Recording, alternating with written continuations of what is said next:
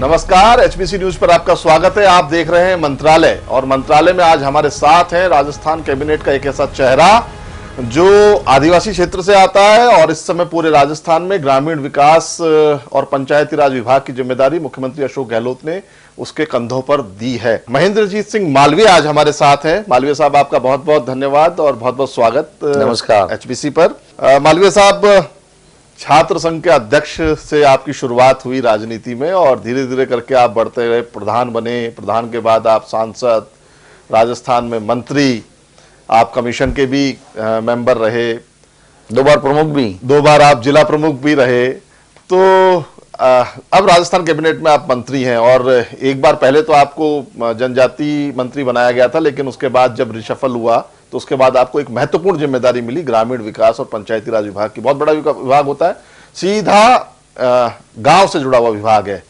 थोड़ा सा आप बताएंगे कि आपके पास जब ये डिपार्टमेंट आया, क्या परिवर्तन आप लेकर के आए गांव में? वैसे तो मैं पंचायती राज में पिछले 25 साल से काम कर रहा हूँ। सीधा सीधी बात है कि गांव की जो जनसंख्या है वो विभिन्न प्रकार के अभावों में रहती है, समस्याओं में रहती है। ये आप मानते हैं? बिल्कुल, हम मानते हैं इसको। और इसलिए महात्मा गांधी जी ने कहा था कि जब तक गांव का विकास नहीं होगा तब तक संपूर्ण भारत विकसित नहीं कहा जा सकता। और इस महात्मा गांधी जी की बात को लेकर, पंडित जी की बात, जवाहरलाल जी की बात को लेकर हमारी सरकार ने समय समय पर पंचायती राज को सशक्त करने के लिए बहुत बड़े बड़े कदम उठाए हैं।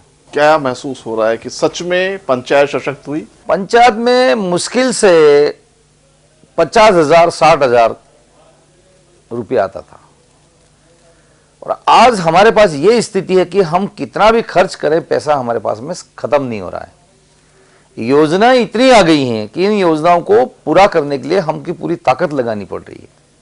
तो विकास तो काफी मात्रा में हुआ है। विकास किसका हुआ? गांवों का हो गया या सरपंचों का हो गया? देश ताकतवर बना है, भौतिक संसाधन आम आदमी के पास में आए। जिस क्षेत्र से आप आते हैं उस क्षेत्र से जो मजदूरों का पलायन था वो बहुत होता था, गुजरात की तरफ बहुत ज्यादा जाते थे। रोकने में सफल हो पाए इस नरेगा के माध्यम से ही? रोक दिया हमने पूरी तरह से पलायन को। अगर ये नरेगा जैसी योजना नहीं आई होती तो हमको आज भी अकाल का सामना करना पड़ता, या मजदूरी के लिए मोहताज रहना पड़ता, या फिर हमको पलायन करके अन्य जगह पे जाना पड़ता। ये नरेगा तो हमारे सबके लिए जीवन दान, एक वरदान साबित हुई है। एक छोटी सी विसंगति की तरफ आपका ध्यान आकर्षित करना चाहता हूं, जो आपके सामने भी कई बार आया, सरकार के सामने भी कई बार आया। सरपंच है जो शायद कम पढ़े लिखे होते हैं, कई जगह पे अनपढ़ होते हैं, कई जगह पे महिलाएं होती हैं। उसके अंडर में आपने डॉक्टर को दे दिया, जेई को दे दिया, सब सारे डिपार्टमेंट दे दिए।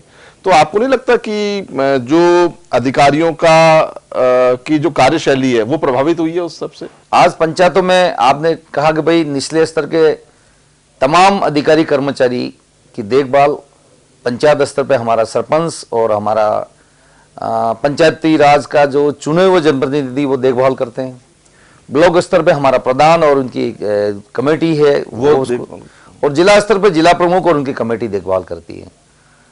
जितना हम सुपरविजन करेंगे उतना ही ज्यादा उसका फायदा मिलेगा। नहीं, जो अधिकारियों के मन में जो एक बात आई कि कम पढ़ा लिखा व्यक्ति हमसे सवाल जवाब करता है, ये प्रजातंत्र है और प्रजातंत्र में पढ़ा लिखा हो से कम पढ़ा लिखा हो उसका कोई मतलब नहीं है। आदमी की अहमियत तो वही रहती है। अधिकारियों की और कर्मचारियों को भी अपनी जिम्मेदारी बनती है, वो अपने कर्तव्य का निर्वहन करें। तो आपको लगता था कि भाई अधिकारी और कर्मचारी जो हैं वो अपने कर्तव्यों का निर्वहन नहीं करते थे, इसलिए आपने एक नए सिस्टम को अडॉप्ट किया? नहीं करते थे, उसका कोई सवाल नहीं है। आपने जो प्रश्न किया कि कम पढ़ा लिखा आदमी इनको कैसे हैंडल करेगा, हैंडल करने का कोई प्रश्न ही नहीं। हर व्यक्ति की अपने अपने जगह पे अपनी अपनी जिम्मेदारियां। एक आपने स्कीम स्टार्ट करी थी, राजीव गांधी आईटी केंद्र। आप स्वीकार करेंगे कि वो शायद फ्लॉप हो चुकी है? आप इसको कैसे फ्लॉप मानते हैं? मैं तो मानता नहीं उसको। लेकिन मंत्री जी, मैं आपको बताना चाहूंगा कि बहुत सारी जगह पर इनकी बिल्डिंग नहीं बनी, आपके डिपार्टमेंट को भी पता है इस चीज का। और जहां पर बिल्डिंग बन गई, आपने एक ऐसा आदेश निकाल दिया कि प्रभारी मंत्री ही उसका उद्घाटन करेंगे। प्रभारी मंत्री तो ज्यादा से ज्यादा हमारी पंचायत समिति हेडक्वार्टर पे जो भवन बने हैं वहां तो हो गए। हमने 248 की जगह पे उसके उद्घाटन कर दिए। और बिल्डिंग हमारी पूरी होगी। तो केवल बिल्डिंग बना देने नहीं, से और राजीव गांधी बिल्डिंग उसका बनाने का देने से मतलब इसका ये नहीं मतलब है कि कहीं ना कहीं कोई ना कोई वो इस बिल्डिंग को हमने मात्र 12 महीने के लिए या 2 साल के लिए नहीं बनाई, ये बिल्डिंग बनी है अगले 100 साल के लिए।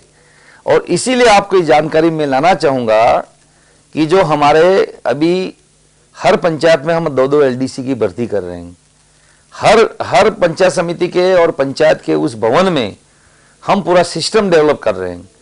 और अभी जो कुछ समय के बाद में हमारा प्रशासन गांवों का अभियान चलेगा, उस अभियान के दौरान जो हमारा सपना था, और विशेष करके आपको और हम सबको जानकारी है कि राजीव जी का एक सपना था इस देश को 21वीं सदी में ले जाने का, वो सपना राजस्थान सबसे पहले पूरा करेगा। जी जी, अभी एक ब्रेक का समय हो रहा है मंत्री जी। जो भर्तियों को लेकर के बातचीत चल रही है कि पंचायती राज विभाग के माध्यम से एक बहुत बड़ी संख्या में भर्तियां की जानी है, उसके ऊपर कई सवाल खड़े हुए हैं। हम लेते हैं एक छोटा सा ब्रेक, आप कहीं मत जाइएगा, मंत्रालय पर बहस जारी है।